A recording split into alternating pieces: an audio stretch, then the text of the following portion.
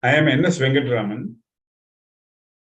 Mr. Annamalai's entry into Tamil Nadu politics after resigning from the post of high-profile police officer at a young age remains one about the freedom fighters before India's independence, when several highly qualified persons, even from low-income group families, entered politics with high motivation to fight for India's freedom and restore India's traditional glory.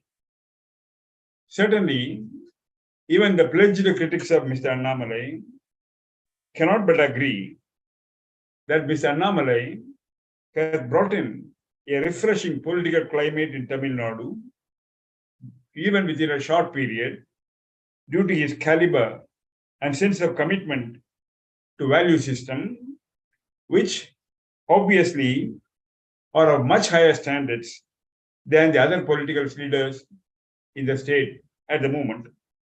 Several of Mr. Annamalai's public speeches and observations have been scholarly, whether it concerns philosophy or history or economics or politics.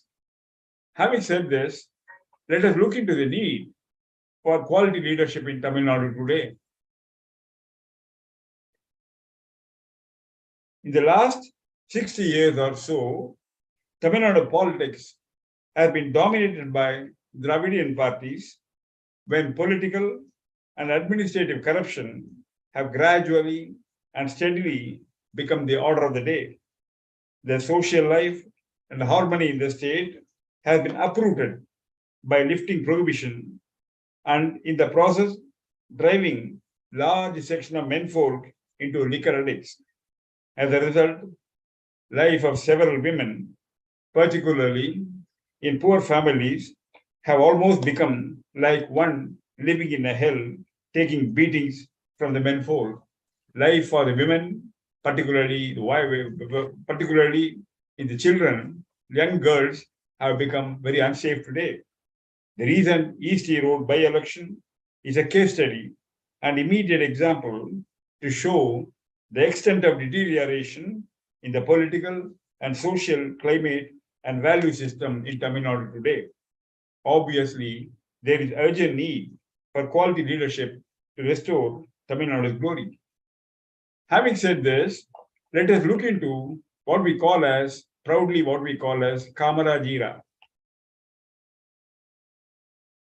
In such conditions, the young people who have not seen or experienced the glorious administration of the former Chief Minister, Mr. Kamaraj, before the Dravidian parties came into power, wonder whether such a person like Mr. Kamaraj, of great eminence and commitment to probity in private and public life, could have lived in Tamil Nadu at all and ruled Tamil Nadu with such lofty standards at all.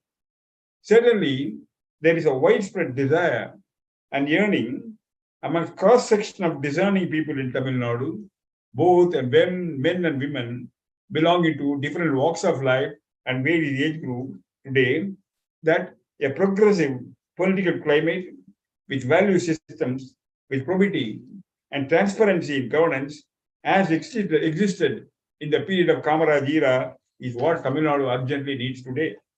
Today, there is a compelling need to bring back the glory of Tamil culture and traditions, and this would be possible only by replacing the existing parties, political parties in power, with alternate leadership of much higher standards and commitment.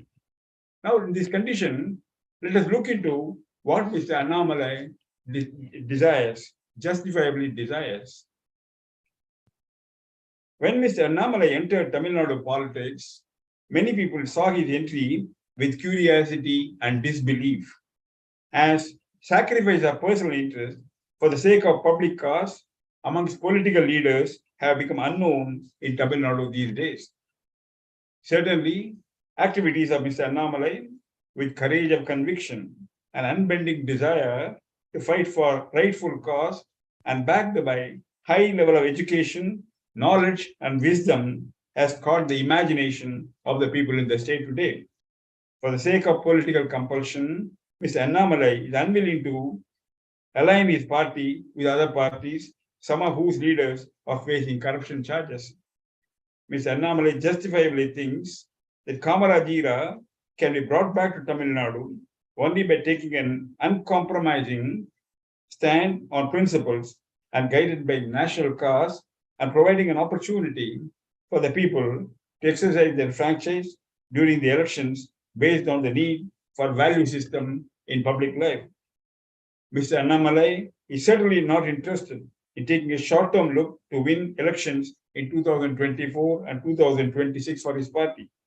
Mr. Annamalai has made it clear that he is willing to put forth utmost efforts and hard work to convince people to vote for his party under the leadership of Prime Minister Mr. Modi. This is the mental outlook and approach that will reflect on statesmanship quality of a political leader of high standards that Mr. Annamalai is. Now, given this situation, it is necessary that Prime Minister should stand by Mr. Annamalai in his quest for probity in public life and share his faith in people's wisdom if given an opportunity to exercise their franchise. I only hope that Mr. Prime Minister would appreciate the stand of Mr. Annamalai, his background, his commitment, and ensure that Annamalai remains strong and well supported by the Prime Minister and his party leadership. Thank you very much.